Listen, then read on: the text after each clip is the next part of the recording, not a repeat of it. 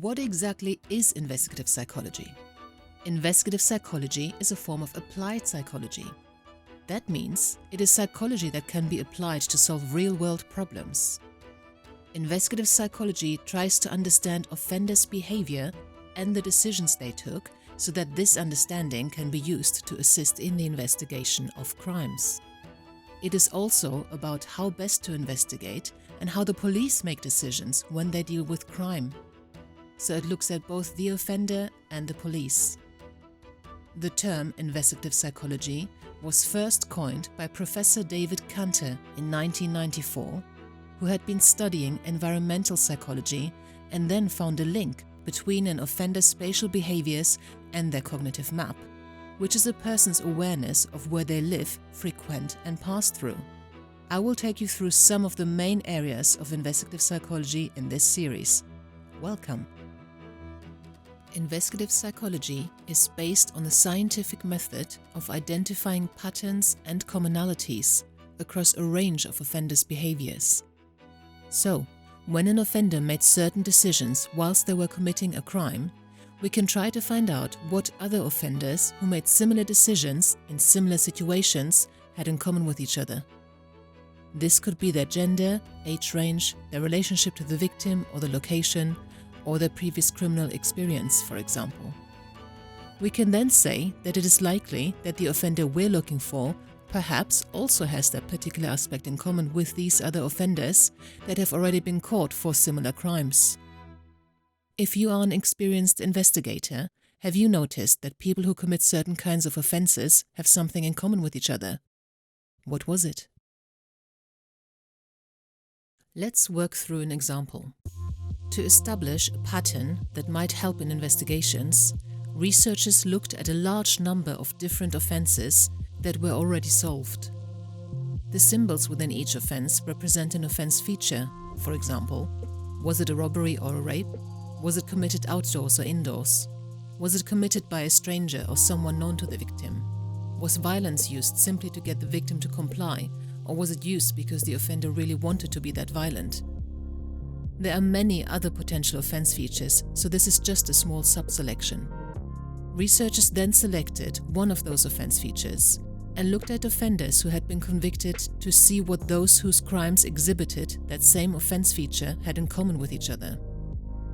This, again, might have been their gender, age range, previous criminal experience, or specific mental health problem, for example. Now, based on this connection between the offense feature and the perpetrator feature, we can infer that the unknown offender that we're looking for has some of these same features in common with other perpetrators. This could give investigations a starting point for their inquiries.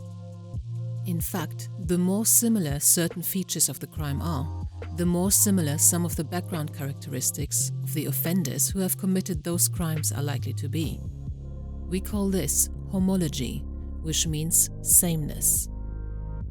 For example, in a case where an offender decides to commit an outdoor rape of a woman he doesn't know, which we call a stranger rape, it has been established through previous outdoor stranger rape cases that he is likely to have a generally criminal lifestyle and to have previous convictions for a range of offenses, not just those of a sexual nature. That is the pattern that has been identified from a large number of previous outdoor stranger rape offenses and those who commit them. If you are dealing with such a rape case then, make sure you don't limit your initial searches to only sexual offenders. Your perpetrator might not be on that list. However, a man who commits a stranger rape and then kills the woman deliberately, by that I mean not through panic or escalation, is likely to have an actual conviction for rape. Once the investigating team know this, they can prioritize their list of potential suspects to start with convicted rapists. However, they should never exclude a potential suspect from their investigations just because they don't have a rape conviction. And there are two reasons for that. One, it is actually quite difficult to get a conviction for a rapist, which means that there are many rapists out there who have not been convicted for this offense. And two, investigative psychology deals with probabilities like any other social science and cannot state in absolute terms that the offender we're looking for definitely has a particular attribute. It is just more or less likely based on other similar cases.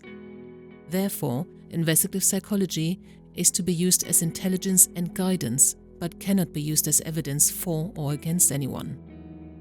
Research carried out on serial killers found that the most common factor that led to the apprehension of the offender was the knowledge that they had been involved in a previous crime. So this information on previous criminal history could be very useful. That is because if they have a conviction, they are on a police database.